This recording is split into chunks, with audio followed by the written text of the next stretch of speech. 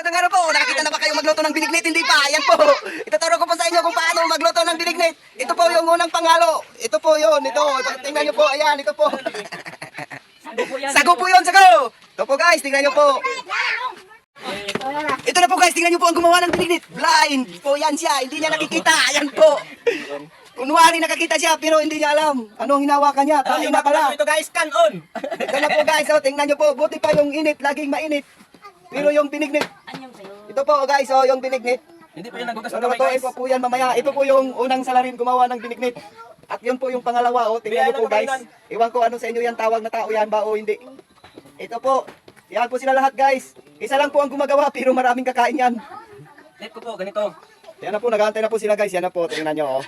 Ito pa po oh. Yan oh. Ito po yung pinakapugi kong anak. Oh. Tingnan nyo po guys. Yan po. Oh, tingnan nyo. Ipapakita ko po sa inyo kung paano gumawa ng binignit. Yung binignit po na talagang sinaunang panahon pa. Walang ibang lasa kundi matamis lang. Yan na po guys. Oh. Walang kayo sabaw. Lagyan po nila natin ng bitsin ang ating binignit. Oo, pagaling na kamo. Dali. Ito po guys oh. Ayan po oh. May kamuting kahoy tsaka Later ba? Gusto ko itong lubi po tayo. kamuti na laman. Yan. Hugain po natin ng masyado. Ito po guys Yung ano. oh. Kailangan po talaga Hugain ng madayaw. pag puga ka ng niyog, kailangan yung kamay mo madumi. Para sakali makakahalo yun sa sarap. Tingnan mo yung kamay niya, yung mga kuko, ang itim-itim. Mamaya yan, maputi na yan. Bayan hugas na po. Lugas lagi pero ang kuko. Ito po guys, oh, tingnan nyo po kung paano po gawin ang magic haling. Yan na po dyan, oh, gumagawa ng apoy. Tingnan nyo po. Oh. Sa nauna pa po yan na pamamaraan, oh, gamit bunot sa plastic. Oh, tingnan nyo guys, oh. Sana ma-enjoy kayo sa paghaling niya kasi ano, hindi ko alam ano sa Tagalog ang haling. Ito na po guys, oh. Tingnan nyo. Madami dito sila guys, oh. Oh, tingnan nyo. Ganito po yung view sa amin dito, oh. Tingnan nyo. Mga bahay kubo lang yung tinitirhan namin dito. Ito na po. Yan na po ang paraan ng unang pagluto ng binignit. Una po, magsindi kayo ng apoy. Hindi po maluluto ang binignit kung walang apoy. Kaya ito po yung pinakauna na gawin. Sana po ay si Tinoy, suportahan niyo po ang batang ito. Tingnan niyo po. Sino gumupit sa'yo? Yan na po guys, yan hindi po maluluto yung binignit mamaya. Yun po. Tingnan niyo po guys, oh. Grabe dito guys. Akala mo walang mga tao, meron pero hindi niyo makikilala na tao.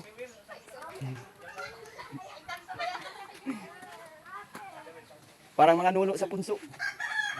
Ito po. Yan na po ang mga pamamaraan namin dito sa pagluluto ng binignit. Ito na po guys, tingnan niyo po. Oh, oh di ba ang galing? Wow! Sana all.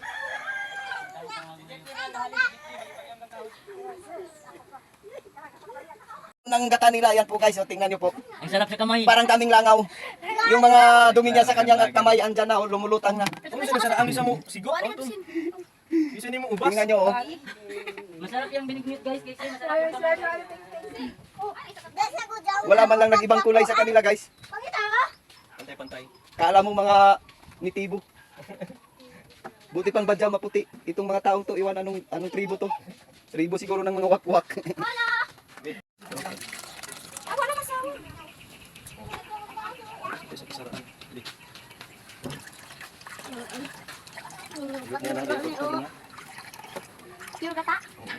Ito na po guys, tingnan nyo po. Umuusok na po ang mga ginagawa nila guys. Ito na po. Yung binignit po, yan na po. Tingnan nyo guys. Oh. Yan na. Ito po guys ang paggawa ng binignit. Tingnan nyo po. Oh. Diba? Napakasarap po yan mamaya pagkaluto. Ayan na po. Ang dami dito nagpapaypay ng kanilang apoy. Yan po. Po sila guys. Oh. Tulong-tulong po sila para mabilis maluto ang binignit. Yan. Tingnan nyo po mamaya pagkaluto nito. Ang sarap-sarap. At ito na po guys, luto na po, tingnan niya po. Oras na po ng pagtikim, ayan na, kinuha na po at para makain na ng mga bata at mga matatanda, ayan na po. Tingnan nyo, di ba? Napakalapot po ng sabaw at napakasarap po. Ayan po.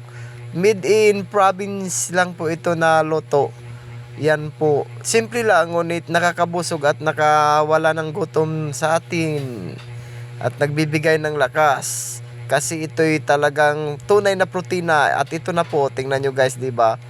Wow, ang galing. Ito po yung dapat na pang-snack sa mga bata para naman hindi sila masanay ng mga chichirya.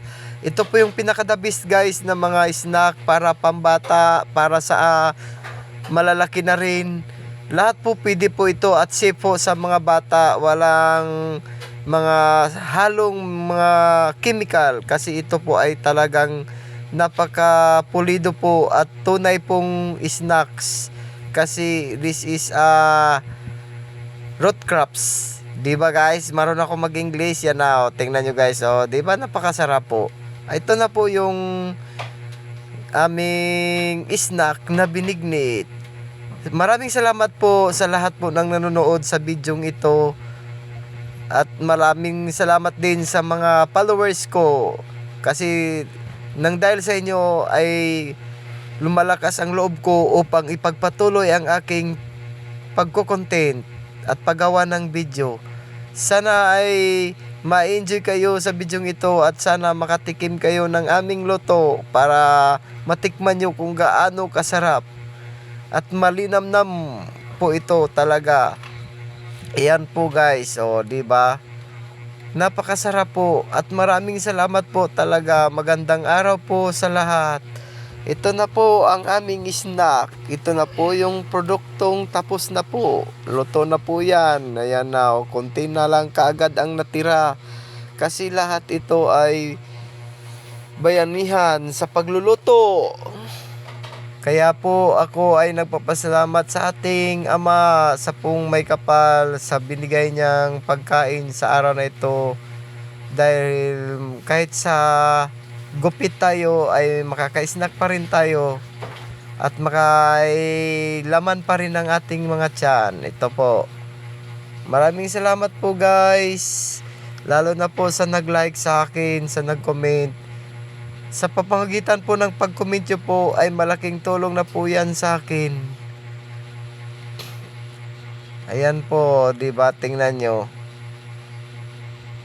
Napakasarap po talaga ang mga klaseng pagkain na ito kasi maliban sa mabusog ka, masustansya pa po.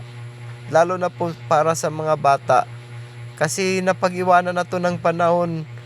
Bihira na lang ang gumagawa ng mga ganitong snack para sa mga anak natin, lalo na sa mga kabataan. Dati-rati nung unang panahon ay ito lagi ang mga snack at tinitinda pa po ito sa mga kali-kali. Ngunit ngayon ay wala na po. Bihira na lang po ang